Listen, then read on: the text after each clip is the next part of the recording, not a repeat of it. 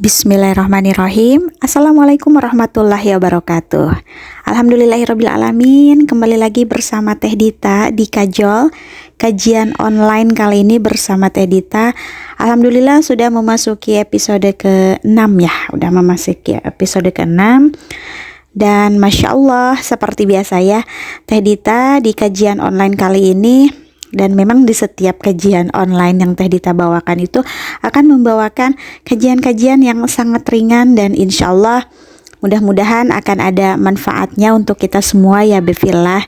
Jadi pada kesempatan kali ini Teh Dita akan membawakan dengan tema cara menanggapi komentar negatif dari netizen ya. Masya Allah tabarakallah. Mungkin ada di sini ya beberapa dari kasus befillah yang telah mendapatkan beberapa komentar negatif mungkin ya dari netizen tentang kita gitu ya. Jadi apa sih yang harus kita lakukan sebagai seorang muslimah, sebagai seorang muslim yang baik ketika kita mendapatkan komentar negatif dari netizen. Nah, baiklah befillah soleh-solehah. Jadi ini ada beberapa langkah ya dalam menanggapi komentar negatif menurut ajaran Islam. Nah, jadi yang pertama ini adalah kesabaran. Apa sih kesabaran? Jadi befillah kita ini harus selalu mengingatkan kalau misalkan ajaran Islam ini tentang pentingnya yang namanya kesabaran dalam menghadapi ujian serta tantangan. Jadi kita ini harus berusaha mencoba untuk menjaga ketenangan dan juga menghindari reaksi yang berlebihan terhadap komentar negatif. Nah, misalkan ketika kita mendapatkan komentar negatif dari netizen, kita langsung emosi, kita langsung marah. Nah, di sini kita wajib mempunyai yang namanya kesabaran agar ketika kita mendapatkan negatif atau komentar negatif dari netizen, kita ini harus tetap sabar dan harus tetap tenang menanggapi dari komentar tersebut. Kemudian yang kedua ini adalah bijaksana dalam berbicara. Nah, befillah soleh-solehah, sebelum kita merespon ya dari komentar negatif yang telah dilontarkan netizen kepada kita, sebaiknya, alangkah baiknya kita ini lebih banyak berpikir dulu dengan baik tentang kata-kata yang akan kita ucapkan atau tentang kata-kata yang akan kita tulis dalam menanggapi komentar negatif dari netizen tersebut. Jadi kita ini harus memastikan bahwa respon kita ini harus tetap sopan, harus tetap santun, dan juga tidak menimbulkan yang namanya provokatif ya. Jadi kalau misalkan kita berbicaranya bijaksana, berbicaranya juga sopan, santun, insya Allah memberikan respon positif aja gitu ya terhadap netizen. Kemudian yang ketiga ini adalah tidak membalas dengan buruk. Jadi befillah soleh-solehah, Islam ini selalu mengajarkan untuk tidak membalas dengan perkataan yang buruk atau dengan tindakan yang negatif.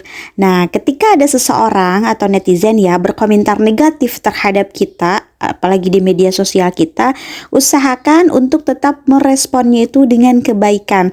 Atau kalau misalkan kita tidak mau meresponnya, ya sudah kita abaikan saja. Nah, kalau misalkan ada cara lain lagi nih bagaimana untuk menanggapinya, kalau misalkan sekiranya untuk komennya ini agak lebih menyakitkan kita, ya kita blok saja ya, blok saja akun tersebut ya, Masya Allah.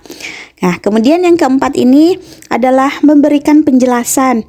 Untuk apa memberikan penjelasan? Nah, jadi kan misalkan gini, ketika ada netizen yang berkomentar negatif atau berhubungan dengan salah paham ya, atau ketidakpahaman mengenai apa yang kita posting misalkan. Nah, di sini juga kita bisa memberikan penjelasan dengan yang lembut dan juga dengan penuh pengertian. Jadi memberikan informasinya itu yang benar dan juga jelas tanpa menghakimi siapapun. Dan mudah-mudahan ya dengan penjelasan yang kita jawab kepada netizen, beliau juga nanti bisa memahami sebenarnya apa sih niat posting, apa sih niat dari postingan yang kita posting ini gitu kan. Nah, kemudian yang kelima ini adalah memaafkan. Loh, kenapa harus memaafkan? Karena di sini Islam ini sangat menekankan pentingnya yang namanya memaafkan. Nah, ketika seseorang nih, ketika netizen ya mengkritik atau menyakiti kita, usahakan kita ini harus sudah memaafkannya gitu ya. Dan juga kita juga harus menjaga hati dengan tulus.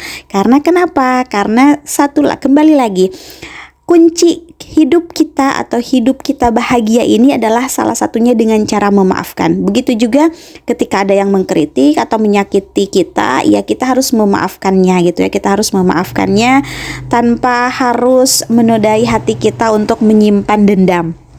Nah, kemudian yang keenam, ini adalah berdoa. Berdoa loh, kenapa harus berdoa teh? Iya, karena gini ya Beb Villa, doa ini adalah salah satu cara ya untuk mendapatkan bantuan dan ketenangan dari Allah Subhanahu wa Ta'ala. Jadi kita ini harus berdoa gitu untuk mendapatkan kekuatan dalam menghadapi komentar negatif dan juga meminta petunjuk dalam menanggapi dengan bijaksana gitu. Selain kita merespon langsung kepada netizennya, kita juga tetap harus berdoa kepada Allah, meminta Allah supaya kita ini diberikan kesabaran, kita ini diberikan kekuatan dalam menghadapi komentar negatif ya. Masya Allah, tabarakallah. Kemudian yang ketujuh nih, ini adalah menjaga etika online.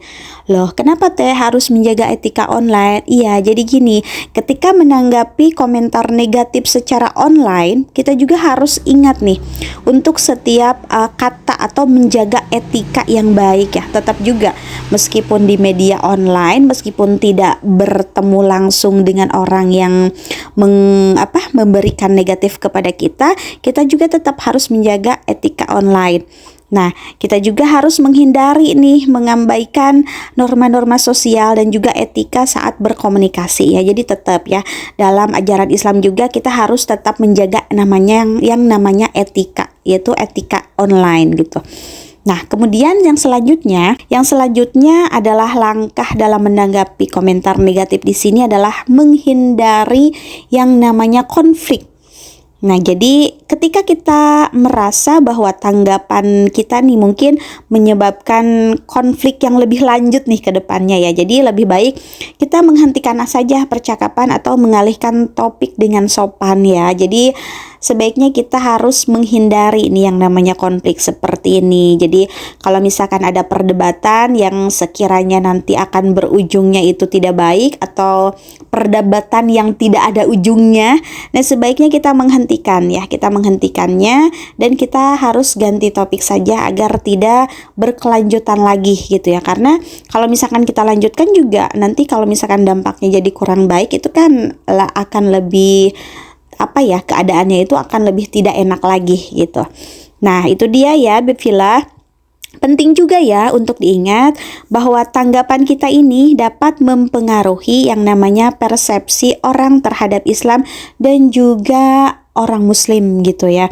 Nah, oleh karena itu, menjaga sikap kita tetap bijaksana, menjaga kesabaran kita, dan juga pengertian nih. Pengertian adalah kunci dalam menanggapi komentar negatif menurut ajaran Islam.